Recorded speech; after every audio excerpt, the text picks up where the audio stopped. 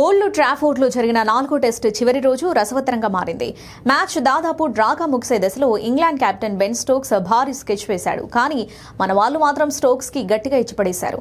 Match జరుగుతూ ఉండగా రవీంద్ర జడేజా వాషింగ్టన్ సుందర్లకు డ్రా చేసుకుందామంటూ షేక్ హ్యాండ్ ఇచ్చేందుకు బెన్ స్టోక్స్ వాళ్ళ దగ్గరకు వచ్చాడు. అయితే దీనిని జడేజా సుందర్ తిరస్కరించడంతో ఒక్కసారిగా గ్రౌండ్ అంతా కూడా రసవత్తరంగా మారింది. కాగా చివరి రోజు మ్యాచ్ మొత్తం ఇంగ్లాండ్ వైపే ఉంది. కానీ ఓవర్ నైట్ స్కోర్తో ఇన్నింగ్స్ స్టార్ట్ చేసిన India KL Rahul captain Gill అద్భుతంగా ఆడి మ్యాచ్ ను డ్రా దిశగా తీసుకెళ్లారు.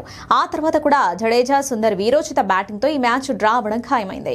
ఇదిలా ఉండగా టీమిండియా రెండో ఇన్నింగ్స్ లో 4 వికెట్లు కోల్పోయి 386 పరుగులు చేసింది. ఈ క్రమంలో అలసిపోయిన ఇంగ్లాండ్ బౌలర్లు ఈ మ్యాచ్ డ్రాగా ముగుస్తుందని భావించారు. ఆ దిశలో ఆటను త్వరగా ముగించడానికి బౌలర్లకు విశ్రాంతి ఇవ్వడానికి జడేజా సుందర్ వద్దకు వచ్చి డ్రా చేసుకుందామని captain Ben Stokes shake hand ఇవ్వబోయాడు. కానీ జడేజా అందుకు అంగీకరించలేదు. ఇద్దరూ తమ శతకాలకు చేరువలో ఉండటంతో వాటిని సాధించుకోవాలని భావించారు.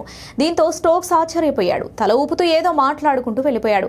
అతని ముఖంలో అయోమయం, కాస్త అసంతృప్తి స్పష్టంగా కనిపించాయి.